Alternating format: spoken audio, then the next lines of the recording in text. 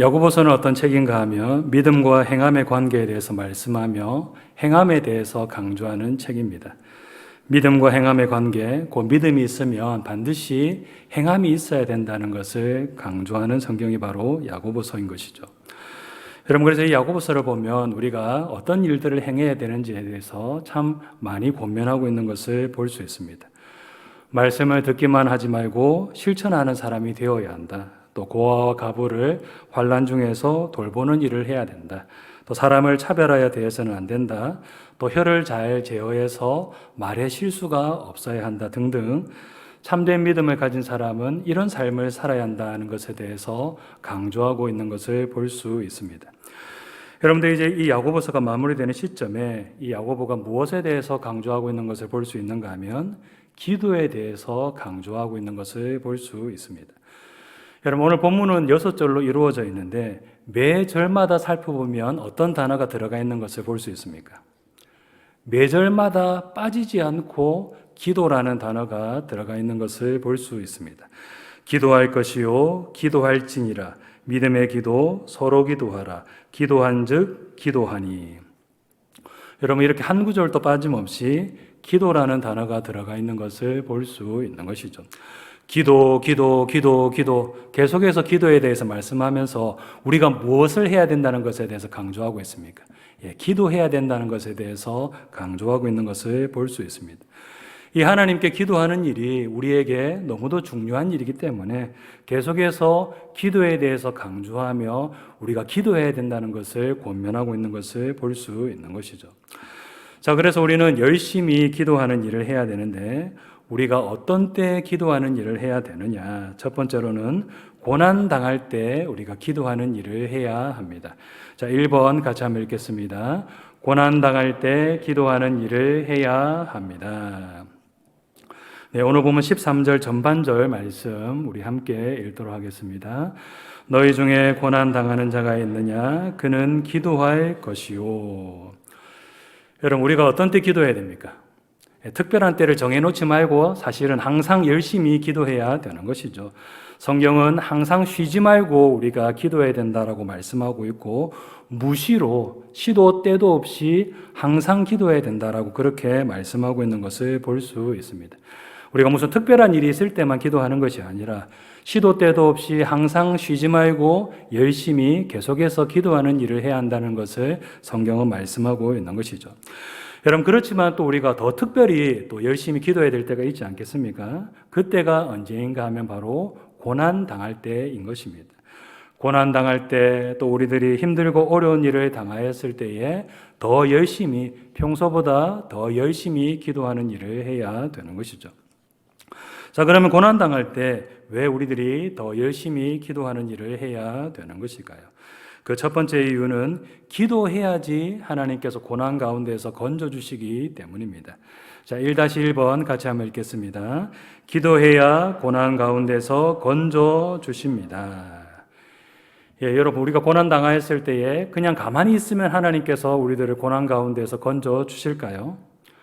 고난 가운데서 어떻게 해야 되겠습니까? 하나님을 바라보면서 간절히 부르짖는 일을 해야지 하나님께서 우리가 당한 고난 가운데서 우리가 당한 고통 가운데서 건져주시는 은혜를 베풀어 주시는 것입니다. 여러분, 어떤 사람들은 이렇게 생각하기도 합니다.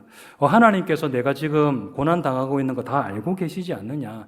다 알고 계시는데 뭐하러 기도하노? 하나님께서 알고 계시다가 알아서 구원해 주실 것인데 우리가 뭐 딱히 기도할 필요가 있겠나? 이렇게 생각하는 분들이 간혹 가다가 있는데 여러분, 이거 맞는 말입니까? 틀린 말입니까?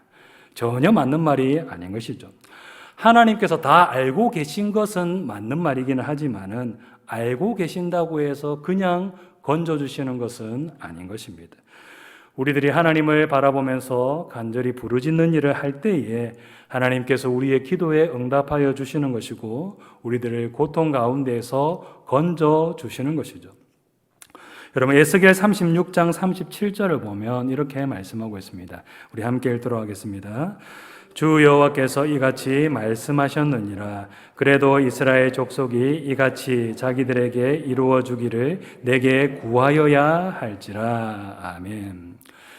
이 37절 앞을 보면 어떤 말씀들이 나오는가 하면 하나님께서 택하신 백성들을 건져주시고 다시 회복시켜 주겠다라는 그런 말씀들이 나오는 것을 볼 수 있습니다. 여러분들 그 구원과 회복의 말씀을 하신 뒤에 어떤 말씀으로 마무리를 짓고 있느냐? 그래도 너희들이 기도해야지 내가 들어주겠다라고 마무리를 짓고 계십니다. 내가 너희들을 구원하여 주고 회복시켜 줄 계획이 있다. 그렇지만 그래도 너희들이 이 기도 제목을 붙잡고 간절하게 기도하는 일을 할 때에 내가 그 기도를 듣고 구원의 은혜, 회복의 은혜를 베풀어 주겠다라고 말씀하고 있는 것을 볼 수 있는 것이죠. 여러분, 이처럼 하나님은 우리가 기도할 때에 응답하십니다. 그리고 우리가 기도할 때에 우리에게 은혜를 베풀어 주시는 것이죠. 그냥 가만히 앉아 있으면 해결되는 문제는 없는 것입니다.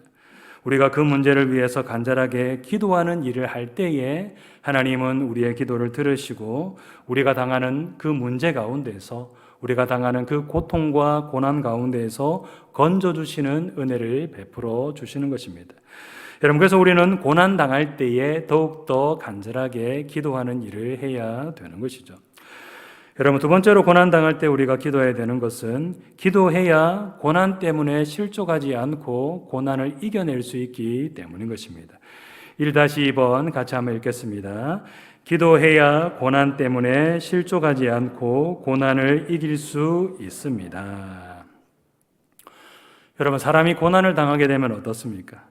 힘들고 어려운 일이 왔으니까 더 하나님 의지하자 이런 생각이 들게 됩니까? 아니면 하나님 왜 이런 고난을 저에게 허락하셨습니까? 하나님 제가 뭐 잘못이라도 했습니까? 하나님 너무하십니다. 여러분, 이렇게 하나님을 원망하는 생각이 들기 쉽습니까? 이 전자의 생각을 한다면 참으로 감사한 일이겠지만은 사실은 후자의 반응을 보이면서 하나님을 원망하는 반응을 보일 때가 참 많습니다. 힘들고 어려운 일이 왔으니까 하나님 더 의지하자 이런 생각을 가지기보다는 하나님 왜 이렇게 저에게 이런 힘든 일을 허락하셨습니까? 라고 생각하면서 하나님을 원망하고 그동안의 열심과 뜨거웠던 것들이 다 식어져 버리는 그런 일들이 일어나기가 오히려 더 쉬운 것이죠. 여러분, 그래서 우리는 고난과 어려움이 왔을 때에 더 열심히 기도하는 일을 해야 되는 것입니다. 무엇을 위해서 열심히 기도해야 되겠습니까? 이 고난 가운데서 내가 넘어지지 않게 해달라고 열심히 기도하는 일을 해야 되는 것입니다.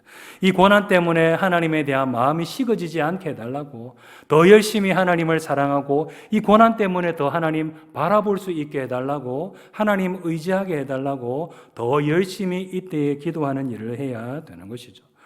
우리가 고난과 어려움이 왔을 때에 얼마나 넘어지기 쉬운 존재인지, 얼마나 그 열심과 그 모든 것들이 식어지기 쉬운 존재인지를 바로 알고 그때에 더 열심히 기도하는 일을 우리가 해야 되는 것입니다. 고난이 왔을 때에 우리들이 먼저는 고난 가운데에서 건져달라고 위해서 열심히 기도해야 되는 것이고, 또 두 번째로는 고난 가운데서 실족하지 않게 해달라고, 믿음으로 넉넉하게 이기게 해달라고 간절하게 기도하는 일을 우리는 해야 되는 것입니다.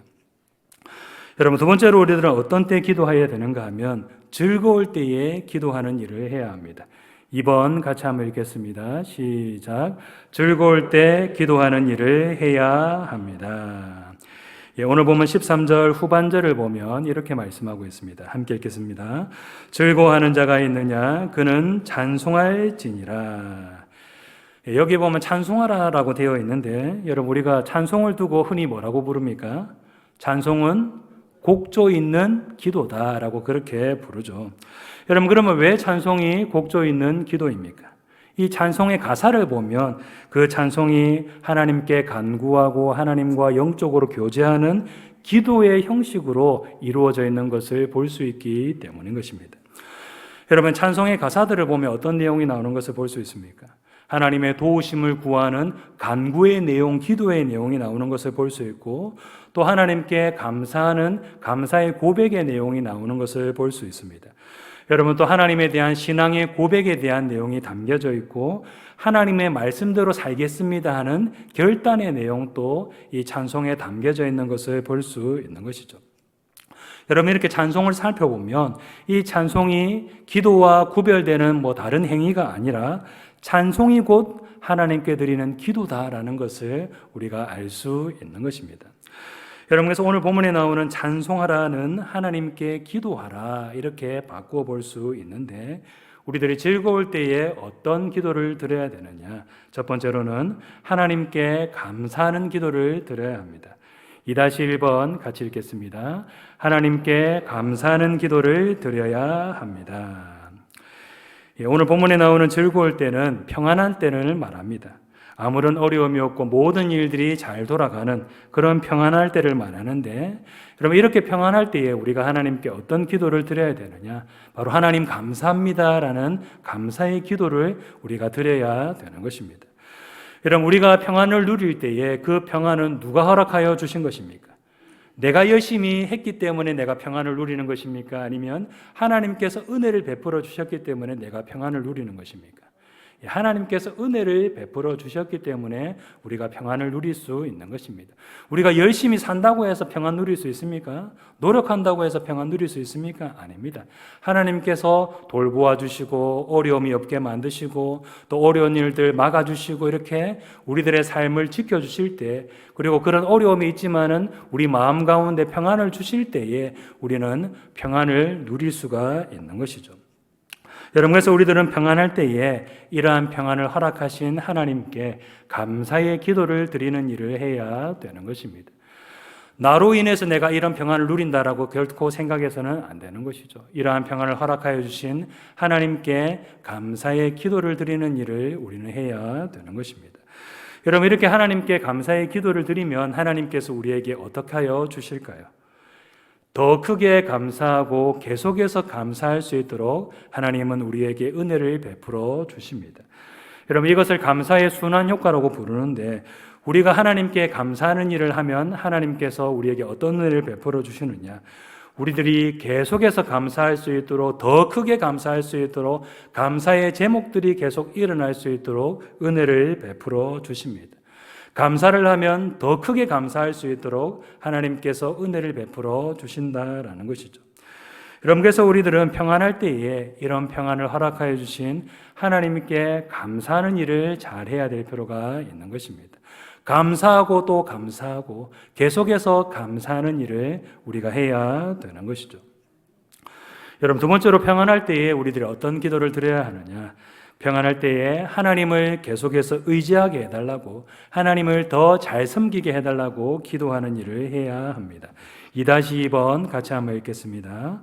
평안할 때 하나님을 계속 의지하고 하나님을 더 잘 섬기는 삶을 살게 해달라는 기도를 해야 합니다. 아무런 어려움이 없고 모든 일들이 잘 풀리는 것은 참으로 좋은 일이긴 하지만은 영적으로는 이때가 어떤 때입니까? 영적으로는 이때가 가장 위험한 때다라고 그렇게 말할 수가 있습니다. 여러분, 성경을 보면 평안할 때에 사람들이 어떻게 되는 것을 볼 때가 참 많이 있습니까? 평안할 때에 사람들이 나태해지고 하나님으로부터 멀어지게 되며 온갖 우상 숭배와 그런 죄악들, 쾌락들, 그런 것들에 빠지게 되는 것을 볼 때가 너무도 많이 있습니다. 여러분, 대표적으로 한 사람 꼽아보라고 한다면 우리가 누구를 꼽을 수가 있겠습니까? 대표적으로 한 사람 뽑는다면 우리가 항상 다윗을 들 수가 있는데, 여러분, 이 다윗은 어떤 사람이었습니까? 참 하나님을 의지하면서 하나님을 잘 섬기는 사람이었습니다. 힘들고 어려울 때에, 사울 왕에게 쫓겨다니는 그때에, 또 왕이 되고 난 뒤에도 전쟁터에서 계속해서 전쟁을 해야 되는 그때에 이 다윗은 참으로 하나님을 의지하면서 하나님을 잘 섬기는 삶을 살았다는 것을 우리가 볼 수 있는 것이죠. 여러분들, 이제 나라가 안정되고 주변 국가들도 또 안정되어서 자기가 이제 정전태에 나아갈 필요가 없게 된 그때에 이 다윗이 어떤 일들을 저지르는 것을 볼 수 있습니까? 엄청난 범죄를 저지르는 것을 볼 수 있는 것이죠.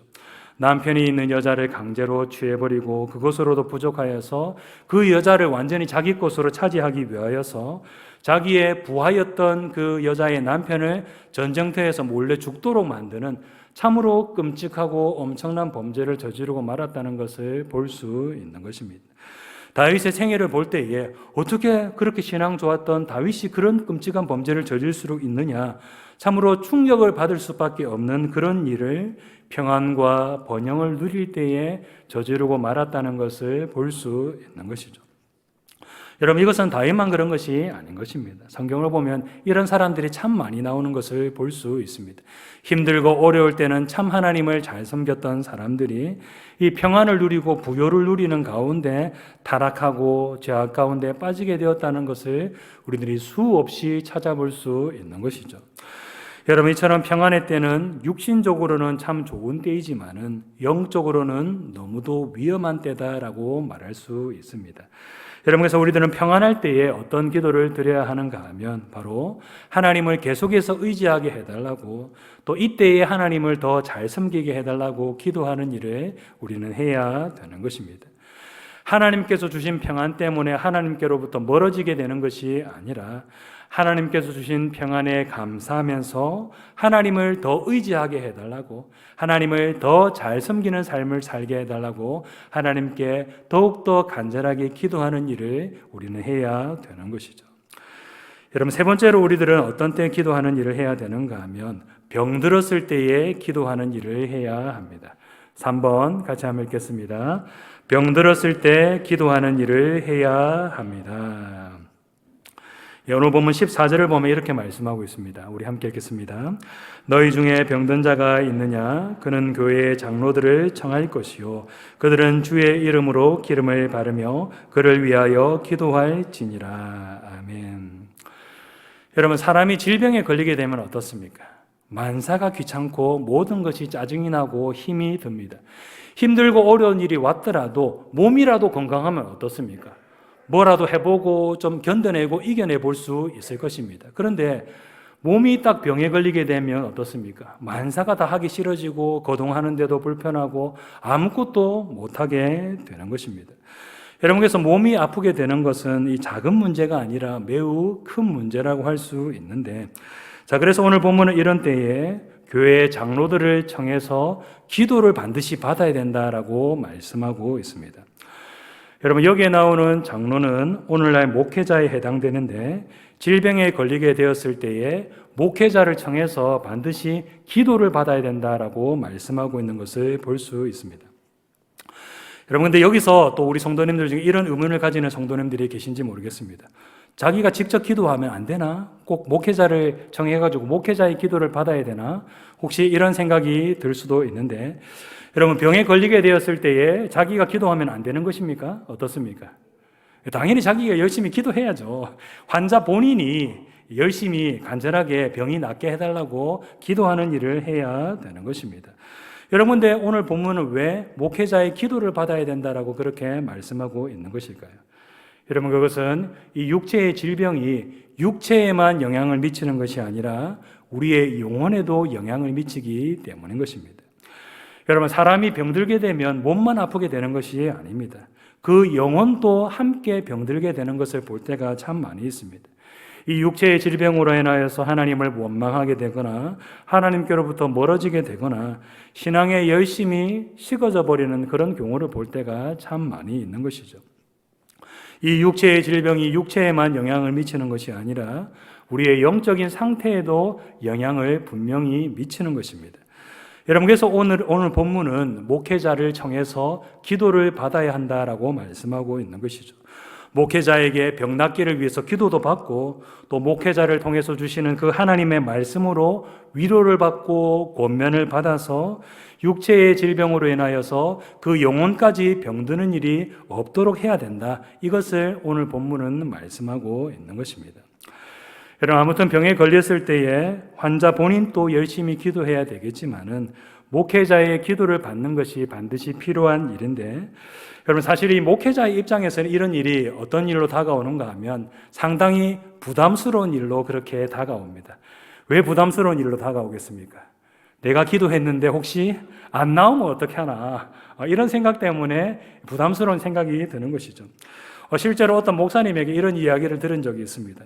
이 성도들이 자기한테 질병 고쳐달라고 어떻게 수술하게 되는데 이것을 위해서 기도해 달라고 이렇게 찾아오면 일단 덜컥 마음이 내려앉는 그런 마음이 들더라 하는 이야기를 들은 적이 있습니다. 내가 기도했는데 회복이 안 되면 어떡하나, 오히려 더 상태가 나빠지면 어떻게 되나, 그런 걱정이 들고 그런 마음 때문에 오히려 마음이 불편하게 되더라라는 그런 이야기를 들은 적이 있습니다. 여러분들 그런 생각을 하는 가운데 이 목사님에게 문득 어떤 생각이 들었는가 하면 내가 기도했는데 병이 안 나오면 어때? 나는 다만 말씀에 순종하여서 기도하면 되는 것이지 이런 생각이 들더랍니다. 성도는 하나님의 말씀에 순종하여서 믿음으로 목회자를 청해서 목회자의 기도를 받으면 되는 것이고 나는 주의 이름으로 그를 위하여 기도할지니라고 그렇게 말씀하셨으니 그 말씀에 순종하여 믿음으로 기도하면 되는 것이지 내가 질병을 낫게 할 힘도 없는데 내가 뭐 때문에 그것 가지고 걱정하고 부담스러워하지 이런 생각이 들었다고 합니다. 여러분께서 그때부터는 이 목사님께서 어떻게 하셨느냐 병 낫는 거 안 낫는 거 그런 거 신경 쓰지 않고 그냥 말씀을 의지하여서 말씀에 순종하여서 믿음으로 기도하는 일을 하였다라는 그런 이야기를 들은 적이 있습니다. 여러분 병을 낫게 하는 것은 목회자의 기도 때문입니까? 아니면 하나님께서 은혜를 베풀어 주셨기 때문입니까? 하나님께서 은혜를 베풀어 주셨기 때문인 것이죠. 목회자가 막 능력이 있고 막 영성이 있어서 그래서 기도했기 때문에 낫게 되는 것이 아닌 것입니다. 목회자는 다만 말씀에 순종하여 기도하면 되는 것이고 그 병을 낫게 하시는 분은 바로 하나님이신 것이죠. 여러분 오늘 보면 15절 전반절을 보면 이렇게 말씀하고 있습니다. 함께 읽도록 하겠습니다. 믿음의 기도는 병든 자를 구원하리니 주께서 그를 일으키시리라. 아멘. 누가 환자를 일으키신다라고 말씀하고 있습니까? 주께서 그를 일으키신다라고 말씀하고 있습니다. 사람이 기도했다고 해서 병이 낫게 되는 것이 아닌 것입니다. 하나님이 병을 낫게 만드신다라는 것이죠. 여러분 그래서 우리들은 다만 어떤 일을 해야 되느냐? 다만 하나님의 말씀에 순종하여서 믿음으로 기도하는 일을 해야 되는 것입니다. 내가 기도한다고 해서 병이 낫겠나? 안 나으면 어떻게 하지? 이런 생각을 가질 필요가 없는 것입니다. 다만 기도하라고 하셨으니 우리는 그 명령에 순종하여서 믿음을 가지고 다만 열심히 기도하는 일을 해야 되는 것입니다. 여러분 이렇게 우리들은 믿음으로 기도해야 되는데 이렇게 기도할 때에 우리들이 해야 될 일이 한 가지 있습니다. 그것은 무엇인가 하면 하나님 앞에서 먼저 회개하는 일을 해야 한다라는 것입니다. 오늘 보면 16절을 보면 이렇게 말씀하고 있습니다. 함께 읽겠습니다. 그러므로 너희 죄를 서로 고백하며 서로 기도하라. 의인의 간구는 역사하는 힘이 큼이니라. 아멘. 여러분 이 세상의 모든 고통과 질병은 무엇 때문에 왔습니까? 다 죄 때문에 왔습니다. 그리고 죄는 하나님과의 관계를 가로막고 하나님께로부터 오는 모든 좋은 것들을 가로막는데 여러분 그래서 오늘 본문은 먼저 죄를 고백하고 회개하는 일을 해야 한다라고 말씀하고 있습니다. 육체의 질병이 들었을 때에 이것을 하나님 앞에서 자기 자신을 돌아보는 기회로 삼고 회개해야 될 죄가 있다면 하나님 앞에서 먼저 회개하는 일을 해야 한다라는 것이죠. 여러분 그리고 그 다음에 어떤 일을 해야 되느냐? 하나님께 기도하는 일을 해야 한다라고 말씀하고 있습니다. 손에 죄가 가득한 채로 하나님께 나아가서 기도하는 것이 아니라 하나님 앞에서 먼저 죄를 고백하고 회개함으로 깨끗한 손으로 하나님께 나아가서 기도하는 일을 해야 한다라는 것이죠. 여러분 그러면 그 사람의 기도가 어떤 기도가 되는가 하면 바로 의인의 기도가 되는 것입니다. 여러분 오늘 본문을 보면 의인의 간구는 역사하는 힘이 크다라고 말씀하고 있는데 누가 의인이겠습니까? 하나님 앞에서 죄 하나도 안 짓고 하나님 앞에서 완전하게 의롭게 산 사람이 의인이겠습니까? 아닙니다. 이런 사람 없습니다. 죄 안 짓고 하나님 앞에서 완전하게 의롭게 사는 그런 사람은 이 세상에 존재하지 않는 것이죠. 여러분 오늘 보면 17절에서 18절을 보면 기도를 통해서 하늘 문을 닫고 하늘 문을 열었던 엘리야에 대해서 말씀하고 있는데 이 엘리야도 누구와 똑같은 사람이다라고 말씀하고 있습니까? 우리와 성정이 똑같은 사람이다라고 말씀하고 있습니다. 우리와 별반 차이가 없는 사람이고 우리와 똑같이 자주 넘어지는 그런 사람이다라고 말씀하고 있는 것이죠. 여러분 그러면 누가 하나님 앞에서 의인이겠습니까? 바로 회개를 통하여서 예수 그리스도 안에서 의롭게 된 사람이 바로 의인이다라고 말할 수가 있는 것입니다. 죄를 안 짓고 하나님 앞에서 완벽하게 의롭게 살아서 의인이 될 수 있는 사람은 이 세상에 아무도 없는 것입니다.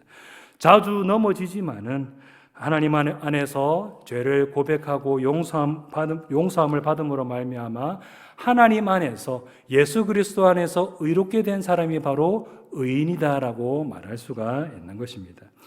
여러분, 그래서 오늘 본문은 죄를 고백하고 회개하고 기도하는 일을 해야 된다라고 말씀하고 있는 것이죠.